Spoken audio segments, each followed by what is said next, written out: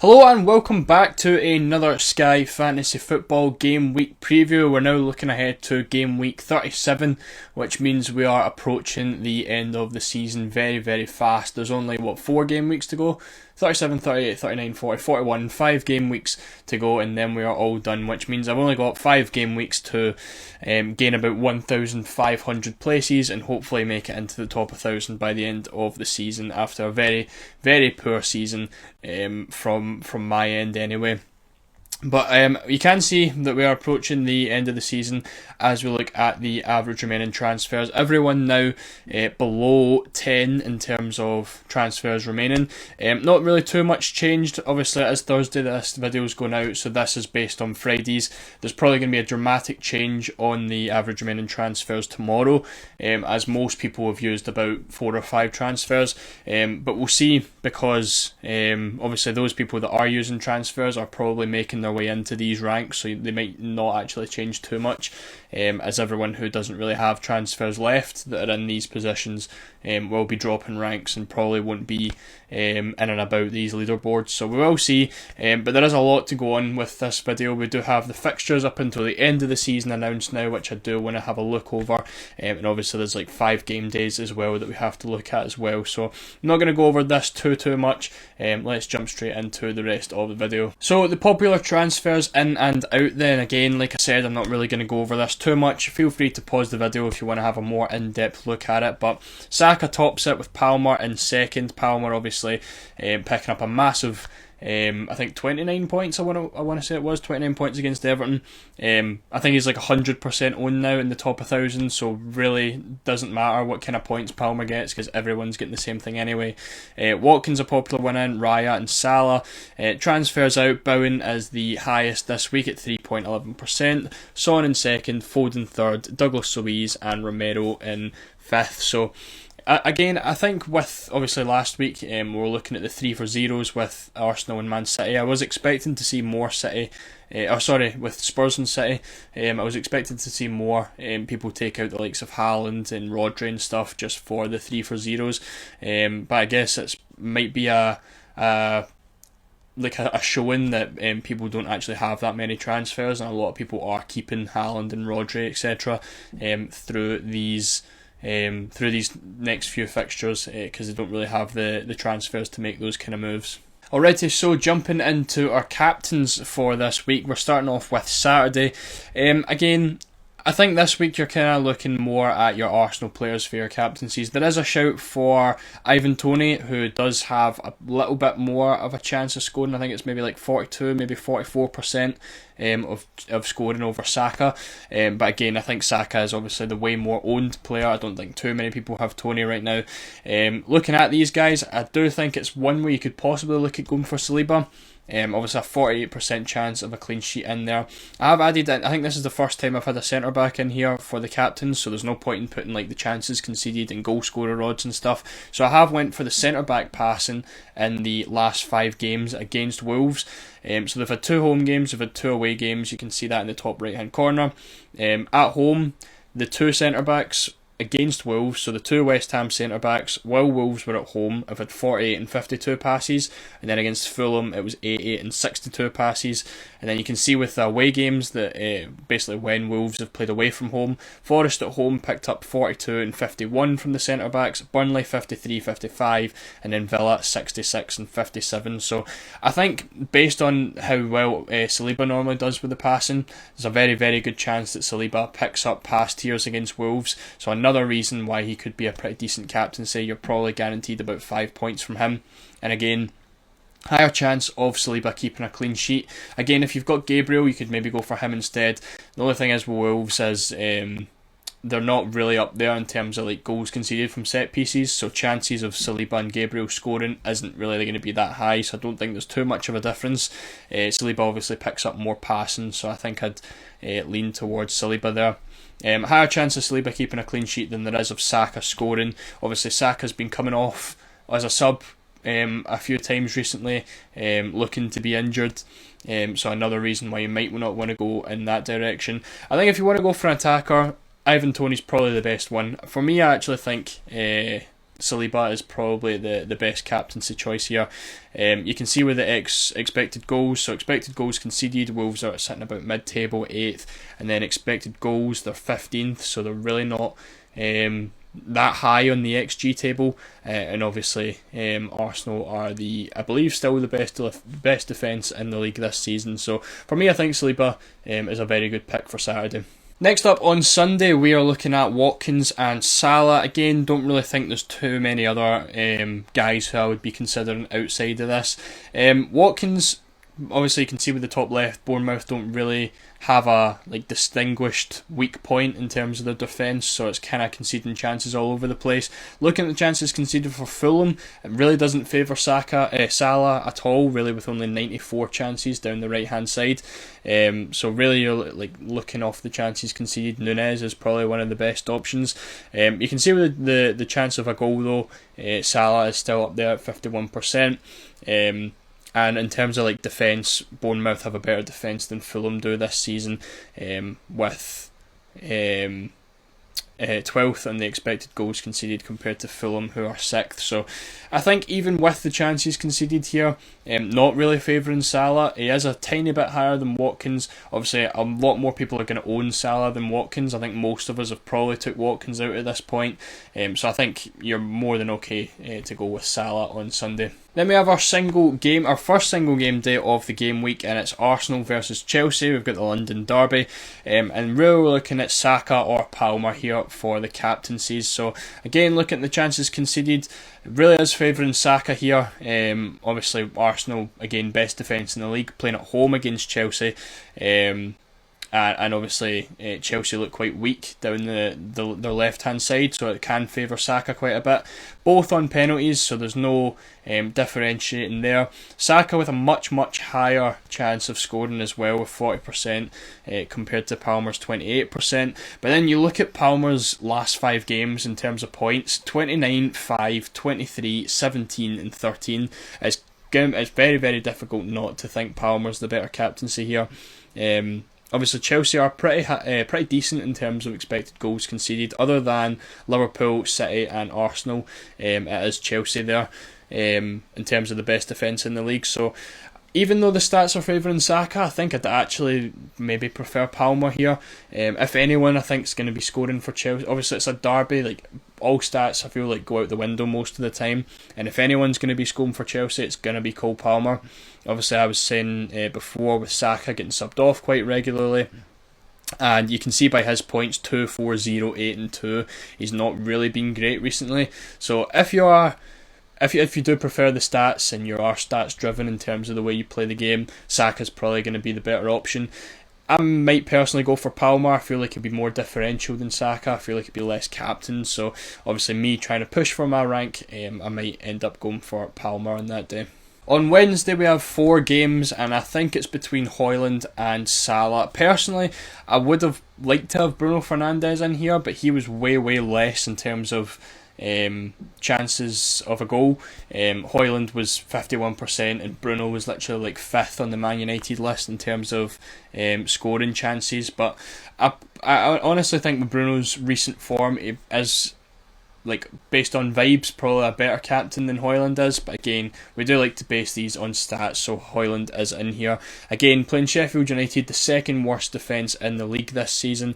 And the thing with Sheffield is they do seem to concede more chances from the wing, but obviously 132 down the middle isn't as if they are strong down the middle. They still do concede lots down the middle. I feel like we pretty much say this every single week. And then we've got Salah against Everton in the Merseyside derby away from home. Again, just got pumped by Chelsea 5-0. And we'll need to see what happens. Are they going to react quite well with a home game against Liverpool? It is probably the best possible game to do it. Liverpool haven't been fantastic recently, so it is another thing to consider. And obviously Salah hasn't really been massive, hasn't been extremely explosive since coming back from his injury. 2, 11, 4, 11 and 1 in terms of his last 5 points. So not to say that Højlund's been any better, to be fair. You can see there he's had 0, 2, 2, 2 and 2, which is why I do think if you've got Bruno, I think he would probably be the best captain, even though the stats don't really show it. I do think Bruno's probably like the best pick in my opinion. Based on the stats here, I think it does favour Højlund though, so I suppose that's really up to you. But again, Salah still with a 50% chance of scoring. If you aren't going to be interested in any of the United players, Salah's definitely still a good pick. And then finally on Thursday we have another single game day. It's Brighton versus Manchester City. So the argument really is which Man City player do we pick here. So again, Brighton's still a pretty decent defence. They are down to 13th now in terms of expected goals conceded, but you can see by the chances that they do concede, not really anywhere stands out. A little bit less down the left hand side with only 85 there. But you can see with the chances of scoring, Haaland at 58% compared to Foden's only 36%. So definitely favouring Haaland here, even though Foden is on some fantastic form. His points aren't really showing it with 0-0, 23, 2 and 2, so not massively consistent. Haaland has kind of started to pick it up a bit with 9 and 12 in his last two games. So again, stats massively favouring Haaland. I feel like most people are going to have Haaland. So that's where I would be going for Thursday's captain. Alright, so as I said earlier in the video, we do have all of our fixtures now announced until the end of the season. So this is how we're looking for the rest of our games. The new ones that were announced were these ones here. Which were these. Obviously the last day of the season has not been changed because they all play on the same day anyway, but we do have two new single game days announced, three new single game days announced, which is Man United versus Arsenal, Liverpool versus Villa and Spurs versus Man City. So no real difficulties there in terms of the captains. We can look over here at the best captains, which has now been updated. Again, just my opinion here in terms of the captaincies. This is where we're looking. Again, I do have Fernandes in here because, as I said, I do slightly prefer him to Højlund in that day. I done this before I made those last tables, so I can't remember if these are correct or not. I believe they are. No, so this would have been Saliba, but I'll keep it as Saka for now. Just for the sake of the video, but these are the captaincies up until the end of the season in my opinion, which are the best. So that gives you Haaland 5 times, Saka 3 times, Palmer 3 times, Bruno Fernandes 3 times, Salah twice, Son once and Calvert-Lewin once. Obviously with Bruno Fernandes being there 3 times, it can be basically any Man United attacker that you prefer. I went for Fernandes. That could easily be Højlund. It was Højlund last week. I have changed it to Fernandes based on his recent form. And obviously, like by the time the 3rd of May comes round, it could easily be Højlund again. But obviously, it's just you can't really predict what's going to happen 3-4 weeks in the future and who's going to be the best captaincy. So it's just a rough look. Something to take note of. And then we've got all these single game days now, which I believe is 8 single game days. Yeah, 8 single game days. In terms of the teams with 2 single game days, Chelsea, City, Arsenal, Spurs, United. Again, nothing really too difficult here. The only really difficult ones here are probably these two. And that's Luton v Everton and Palace v Man United in terms of finding a captain. Again, we can look over here and have a look at the best time to bring those United players in, if anything. So for me, I like this move. Going. I think you need transfers to be able to make this move. Keep that in mind because obviously there's a big gap here in which Spurs have a 3-0 over United. So you'd be bringing someone in for United against Sheffield and Burnley, both home games, both fixtures where you'd really be wanting a Man United attacker. Take them back out for someone maybe like Son. Obviously difficult fixtures, but at the end of the day it's still a 3-0. If you've got transfers, you want to be making use of that. Arsenal, Chelsea and Liverpool in there, and then moving back to your United player probably for the rest of the season. Bring him in for the single against Palace, have him for Arsenal, and then you've got Newcastle and Brighton after that as well. So whether that's Bruno, whether that's Højlund, whichever one you prefer, I think that's probably the direction. If you're lacking transfers, you probably just have to skip the Sheffield and Burnley and then bring him in here, or you have to skip the 3-0 and just hold whichever United player comes in until the end of the season from that point. Everton's a bit more difficult. The fixtures for Everton look really nice. If you're wanting to bring in maybe like an Everton defender, obviously I've got Calvert-Lewin in there, but say someone like Pickford, these are definitely 3 fixtures that you could hope for a clean sheet. Brentford at home, Luton away from home obviously is the single, and then they've got Sheffield at home right after that, and then you can probably take one out, or whoever it is, take them out after that.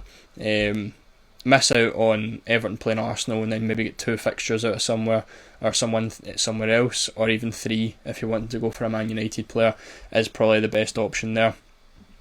I'm trying to look and see if we've got anything else. I think captaincies were covered. I don't really think we need to look at too much else. Obviously, this is the day we want to be bringing back our City players, and in terms of like those kind of guys, obviously there's a 3-for-1 over United, 3-for-1 over Liverpool, so obviously we've all just loaded up basically on Liverpool and Arsenal players. We probably want to be moving back at some point close to there, mainly with the Liverpool guys. I don't think the Arsenal guys is too bad, but at the end of the day, you're looking until the end of the season. From that point, City have 6 fixtures over Arsenal's 4, over Liverpool's 4, and a lot of teams again have 4 fixtures, Brentford in there, Bournemouth over there. So I think loading back up on the City players from that point, especially considering it's 2 single game days, someone like Haaland's definitely going to be essential from that point on. But yeah, obviously if you want to have a look more, I don't have time to look over every single fixture game here. Feel free to screenshot this because it is right up until the end of the season, and with the Champions League results, I don't think anything changes from this point. I think all these fixtures are pretty nailed in. I did want to go over my transfers that I was planning until the end of the season as well quickly. Obviously I've got 10. This is just a rough guide that I made this morning. So 5 transfers to be used from, next week? Not this weekend, but yeah, like midweek kinda. Saka's coming out for Bruno. That is the plan. Just because I kind of need to go differential, and I don't think too many have Bruno Fernandes, so obviously I'm trying to aim for that top 1,000, and that's how I feel is the best way to go about it. Gabriel's coming out for Van Heck for the money, McAllister to Haaland, Nunez is going to Rodri, and then I've got Van Dijk to Dunk, but I'm not. That's probably one that I'm not really too sure about. I need the money, and I need to downgrade Van Dijk to another defender. So I've got Branthwaite here. That would cover off the Everton single game day if I really wanted, but Branthwaite doesn't really pick up too many tiers. He doesn't get passed and he doesn't get tackles, so I'd really be relying on clean sheets there, which is why I've went for Dunk, because obviously he is very consistent when it comes to passing. The only thing is as well, that leaves me with 2 Brighton defenders, and they don't exactly have the most fantastic fixtures heading into the end of the season. Like, they probably don't keep a clean sheet against Villa, against Newcastle, against Chelsea, United or City. Maybe not even Bournemouth away from home either, so you are really just hoping that they pick up a lot of passes. Whereas someone like Everton, obviously, you would be having these 3 fixtures and hoping for a clean sheet. After that, the 28th, I've got Luis Diaz to Foden, and I've got Bruno to Son, obviously making use of that 3-for-0 to Son there. Again, I don't really have the time to look over, like, compare every single transfer, so if you really want to have a look at all the in-depth transfers, just kind of like swap between this screen and the transfer screen. That way you'll kind of see why each transfer has been made. Solanke's going to Højlund on the 6th of May. Because I can't afford Bruno, or I can't get Bruno again because I've got 5 midfielders and I don't want to take any of them out, it means I need to go for a striker against Palace instead of going for Bruno. So hopefully Højlund's kind of picked up some form by the time the 6th of May comes after that. And that would leave me with 2 transfers basically going into the last day of the season. About here, 2 transfers to use. I don't really know what I'd be using them on, so it's 2 to use for basically vibes pick going into the end of the season, or the last game of the season, and I've basically just went for moving both the Brighton guys out to 2 Spurs guys instead. Spurs are playing against Sheffield on the last day, Brighton are playing against Man United on the last day, so seems like it would be a pretty decent move. Obviously if any injuries come about, then I just need to make that move instead, and I've got 1 less transfer to use on the last day of the season. But that is my plans. Obviously very, very likely that they're going to change, but but that is kind of what I've drafted up for myself, looking at my team now. So again, if you want to have a look at all the fixture gains, just screenshot this, take some time to look through it all, because it is definitely going to be worth it if you've got a lot of transfers left to make the best use out of all of them. So I'm going to go take a look at my team now and see how I got on last week. Alright, so this is how the team is looking now. Very, very red, obviously. We've made all the transfers now, getting all the City guys out, and bringing in the Arsenal and Liverpool guys. So Rodri came out, Haaland came out, Van Dijk came out, and Neto came out. And that was bringing in Raya, Gabriel, Diaz and McAllister as well. I was 50-50 between McAllister and Havertz, ended up going with McAllister. Seems to have worked out quite well after he picked up passes and tackles, which was nice. So that is how I'm kind of looking. Obviously Palmer with a 58 pointer, and I genuinely think I moved up about 30 places with it, which is absolutely shocking. But I think he is still 100%, yeah, 100% owned in the top 1,000 teams, so literally means nothing, his points. So yeah, again, he's staying there, otherwise I'd be losing a ton of rank. So Solanke's staying in the team for a while. Again, someone that probably I would have liked to have taken out a while ago, but there's just no real good replacements. The temptation to take him out for Calvert-Lewin was there on Monday. I'm very, very happy I didn't. So yeah, all good there. And obviously you've just seen my transfer plans heading into the rest of the season, so that's kind of how it's looking. 120 points last week, which is nice, up to 2.5k in the world. I feel like I can make the top 1,000, but I'm gonna need like some big captaincy picks that no one really has, which is why I really like the Bruno Fernandes move, because if Bruno Fernandes as a captain does very well against Sheffield United here, and Salah say blanks against Everton, that would be huge. And I definitely see a massive rank increase there. Second team, I totally forget to make transfers on Sunday, so this is done. I'm not even interested in this anymore, so there's not even a point in showing you this. Totally forgot to make any moves. I wanted to make Rodri. I wanted to take out Rodri, Haaland, Van Dijk as well, and totally forgot to do it. So that is now in the bin. This is where all the focus is going, as it has been for the last couple of weeks, hoping to get that top 1,000 finish. So that is going to end off this week's Game Week preview. If you enjoyed it, please make sure to leave a like, make sure to subscribe as well, and let me know any transfers that you're making heading into this week down in the comments. So once again, thank you so much for watching, and I'll see you all in the next video.